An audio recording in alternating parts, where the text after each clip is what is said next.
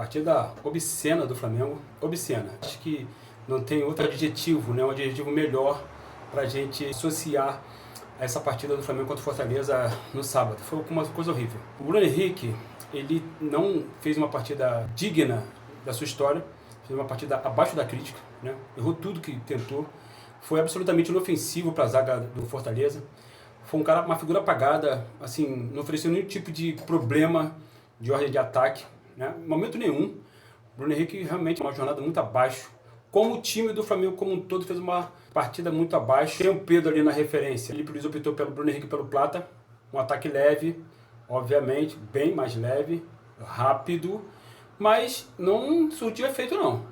Como eu falei, o Bruno Henrique fez uma partida abaixo da crítica, o Plata não conseguiu fazer as suas jogadas que ele costuma fazer, teve dificuldades imensas para furar ali a zaga do Fortaleza. O meio campo do Flamengo praticamente não existiu, exceção feita a marcação no meio campo ali, mas a marcação ela foi boa até certo ponto, mas na maior parte do tempo a marcação do Flamengo também foi fraquíssima. Deu muitos espaços para o ataque do Fortaleza. Várias vezes o Fortaleza saiu no contra-ataque. Aliás, estava organizado para isso, né? Porque o Fortaleza é aquela coisa. Time que está brigando para não cair, lutando desesperadamente para sair da zona da degola, vai encarar um time que está disputando o título, que tem uma série de predicados. Gente, é difícil de vencer, né? Como o Flamengo é um time muito difícil de vencer, muito difícil de ser vazado. O que os caras fizeram? Vamos ficar na defesa, chama o Flamengo e vamos estocar no contra-ataque. E assim os caras fizeram o jogo todo, o jogo inteiro. E o Flamengo não conseguiu impedir esses avanços do Fortaleza. Foi uma coisa impressionante. Apesar do time do Felipe Luiz ser um time que marca muito bem, mas a marcação do Flamengo não funcionou adequadamente contra o Fortaleza no sábado. Foi uma marcação assim que, se por um lado foi a única coisa boa que o Flamengo teve ao longo do jogo todo, né? Por outro lado foi uma marcação que deixou a desejar também. Deixou momentos, e muitos momentos deixou a desejar, como naquele momento do gol dos caras. E aí, os caras se trancaram ainda mais lá atrás, né? Os caras se trancaram mais lá atrás jogando em casa. Apesar da torcida do Fortaleza não ter ido em grande número, né? Foi um número muito pequeno de pessoas. A torcida do Flamengo também não foi em grande número, não. Achei até estranho isso. Normalmente a torcida do Flamengo, ela cobre toda a parte dela ali, destinada dela ali no Castelão.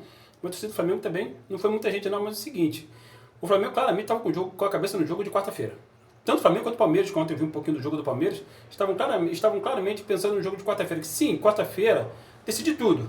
Decide praticamente metade do ano, vamos dizer assim, né? Porque a outra metade está destinada ao Campeonato Brasileiro. Mas decide muita coisa. Só que o Flamengo, ele não pode se dar ao luxo de perder ponte no meio do caminho nesse momento de decisão do Campeonato Brasileiro. Não pode se dar esse luxo. Como o Palmeiras também não pode se dar esse luxo. Só que o Palmeiras empatou. Menos mal para ele. Mas ainda assim, o Palmeiras continua líder com um ponto de diferença na frente do Flamengo. Agora o Flamengo tem que continuar torcendo para o tropeço do Palmeiras e tem que ganhar o próximo jogo. Não sem antes decidir a vaga contra o Racing lá na Argentina, que, diga-se de passagem, o Flamengo de forma nenhuma não pode fazer um jogo como fez no sábado.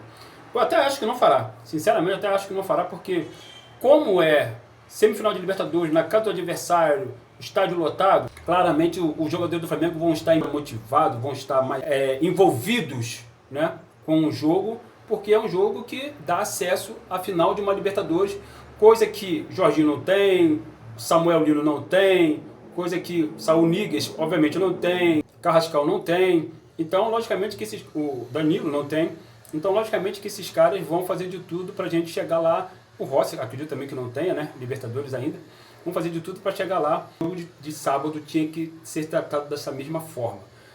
E o Flamengo fez uma partida abaixo da crítica.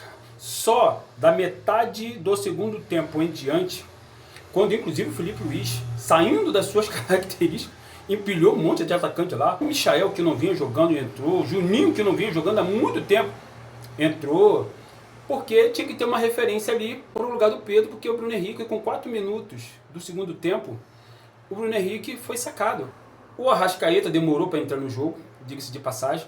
O Carrascal não estava apto para jogar porque estava com cartão amarelo, da mesma forma que o Pulgar não estava porque estava também com cartão amarelo, ou seja, estava suspenso.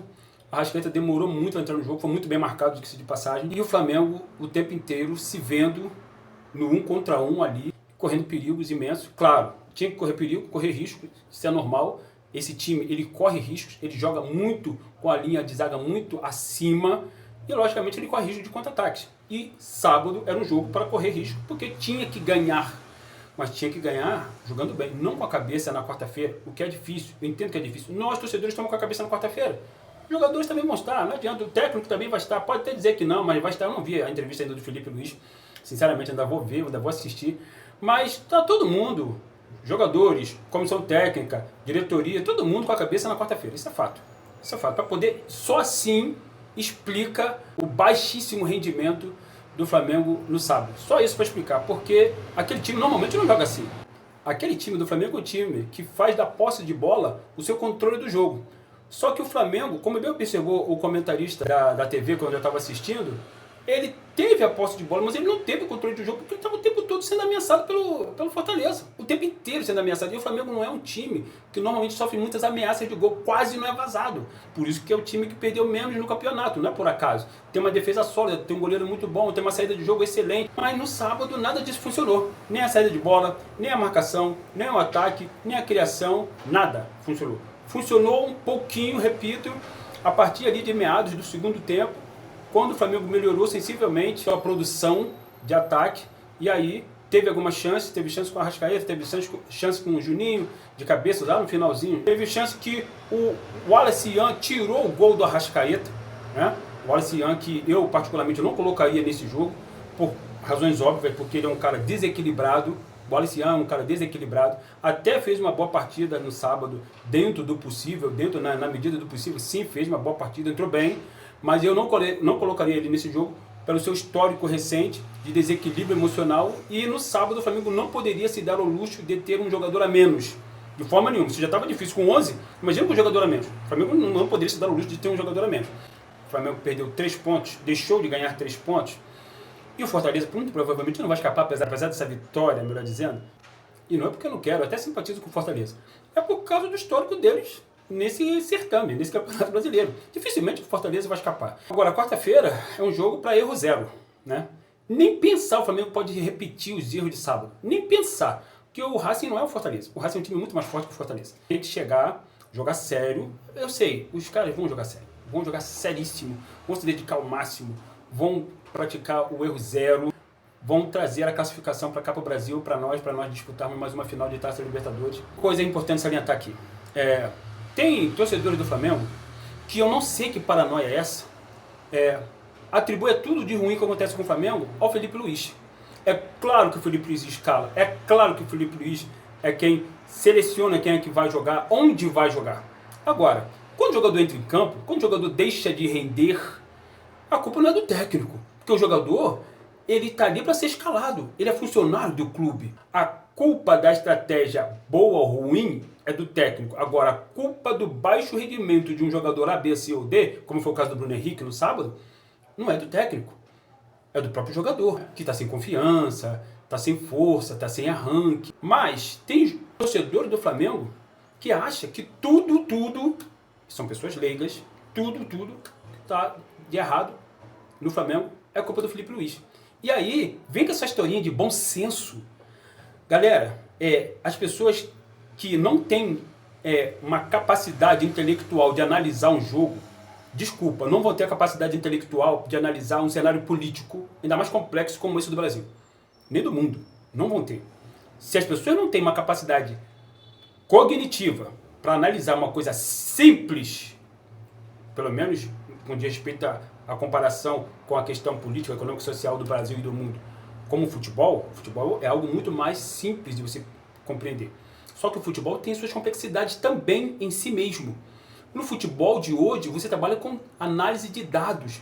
Você trabalha com GPS acoplado ao corpo do jogador. Ali está mostrando quanto o jogador percorreu em cada partida, qual o perigo que ele tem de se lesionar, quanto tempo que ele tem, que ele precisa de descanso para ele poder render melhor nas partidas subsequentes.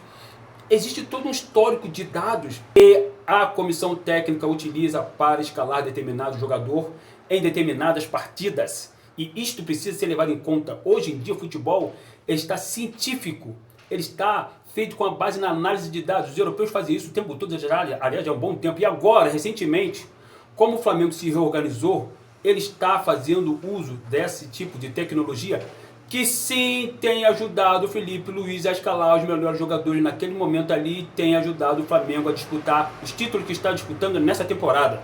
Simples assim. Quando a gente ouve falar, quando a gente ouve pessoas que têm nível superior, pessoas que são até funcionárias públicas, falarem que o Flamengo precisa fazer uso do bom senso, gente, para tudo. Nitidamente essa pessoa ela não entende de futebol como pensa que entende. Porque entender de futebol não é só você saber que existem 11 de cada lado. Entender de futebol é tudo que envolve hoje o esporte chamado futebol como um todo, como a gente acabou de falar aqui, no que diz respeito a essa questão das tecnologias. E quando o Flamengo for buscar o Samuel Lino, por exemplo, quando o Flamengo for buscar o Carrascal, por exemplo, foi tudo isso feito dentro de uma análise. E aí você pode discordar se é bom ou ruim, se é certo ou errado, mas foi tudo feito dentro de uma análise feita por profissionais que estavam buscando jogadores com determinadas características que estes profissionais detectaram que o Flamengo estava carente. E estes jogadores que vieram e que chegaram agora há pouco tempo, Samuel Lino, Saul, Carrascal, Emerson Royal, particularmente no Flamengo, nesse ano, recentemente, são jogadores que vieram a partir de uma análise feita do diagnóstico feito. Diagnóstico, nós, arquivistas, sabemos o que é um diagnóstico, nós, arquivistas, sabemos. Diagnóstico feito no elenco que, no entender da comissão técnica, foram supridas as carências dentro do elenco do Flamengo.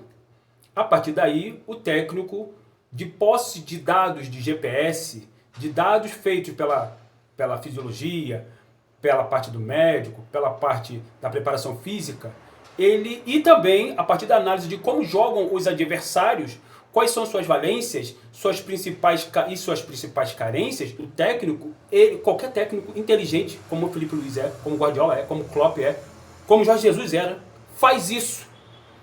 A gente que é rubro-negro, a gente, como disse o falso 9, né, grande falso 9, a gente pensa assim: eu sou Flamengo, então eu quero que o Flamengo ganhe bem, jogue bem? Sim. Eu também quero que o Flamengo jogue bem. Eu quero que o Flamengo jogue bem e vença? Sim, eu quero.